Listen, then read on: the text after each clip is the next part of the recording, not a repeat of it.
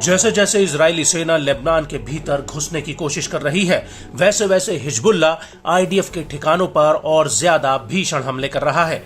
Nasrallah की गैर मौजूदगी में हिजबुल्ला के कमजोर होने का जो अंदाजा आईडीएफ ने लगाया था, वो पूरी तरह से गलत साबित हो रहा है। उल्टा अब हिजबुल्ला इजरायल के उन इलाकों में हमले कर रहा है जो अभी तक उससे अछूते रहे थे।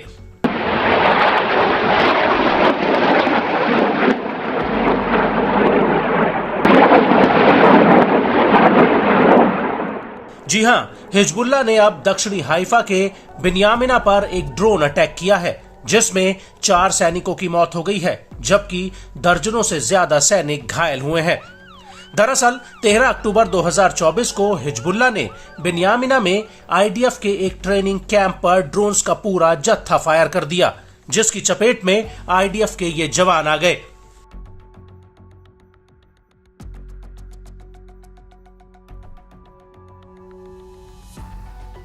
इजराइल के मेडिकल इमरजेंसी सर्विस के मुताबिक इस हमले में कम से कम 61 सैनिक घायल हुए हैं।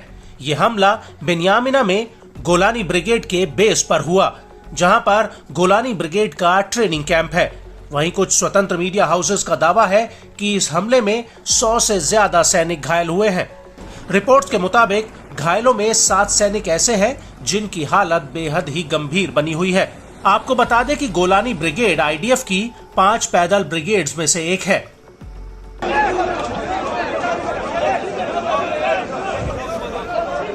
इस हमले को लेकर टाइम्स ऑफ इजराइल ने कहा कि शुरुआती जांच में पता चला कि 2 ड्रोन हिजबुल्ला ने दागे, जो समुद्र से होते हुए इजरायली हवाई क्षेत्र में घुसे। ये दोनों ही ड्रोन मिरसाद ड्रोन्स थे, जिन्हें ईरान में अबाबिल टी के नाम से जाना जाता है।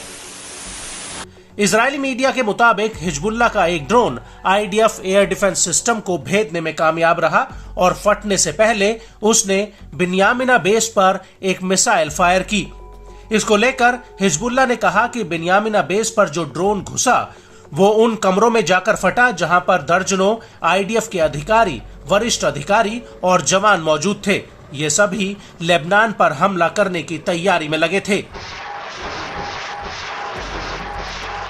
वहीं दूसरी तरफ इस हमले को लेकर आईडीएफ के प्रवक्ता रियल एडमिरल डेनियल हगैरी ने कहा कि घटना से जुड़ी परिस्थितियों की जांच की जा रही है, क्योंकि ड्रोन हमले के वक्त इजरायल में कोई भी हवाई हमले का सायरन नहीं बजा। आईडीएफ का इस घटना पर पूर्ण परिचालन नियंत्रण है। हम इसकी जांच करेंगे कि बिना चेतावनियों के ये ड्रोन कैसे घुसा और बेस पर आकर गिरा। युद्ध की शुरुआत से ही इजरायल ने ड्रोन खतरों का सामना किया है। हमें इससे बेहतर सुरक्षा प्रदान करने की जरूरत है। हम घटना की जांच करेंगे, इससे सीखेंगे और सुधार करेंगे।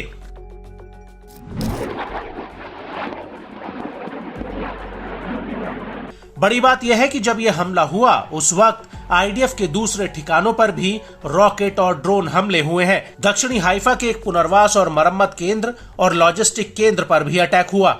इसके अलावा दक्षिणी लेबनान में हिजबुल्ला और आईडीएफ की सीधी भिड़ंत हुई है। प्रेस टीवी के मुताबिक हिजबुल्ला ने आईडीएफ के ऊपर रॉकेटों के जत्थे और मशीन गन से हमला किया, जिसकी वजह से आईडीएफ को पीछे हटना पड़ा।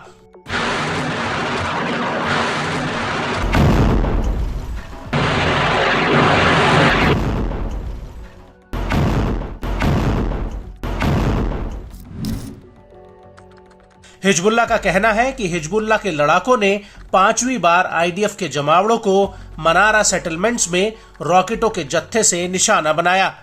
होनीन बैरक्स में भी हिजबुल्ला के लड़ाकों ने आईडीएफ के जमावड़े पर हमला किया है।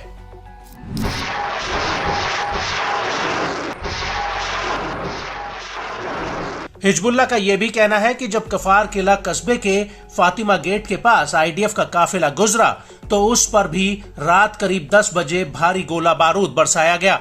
इसके अलावा एता अल शहाब में भी इजरायली सैनिकों पर भीषण हमला किया गया।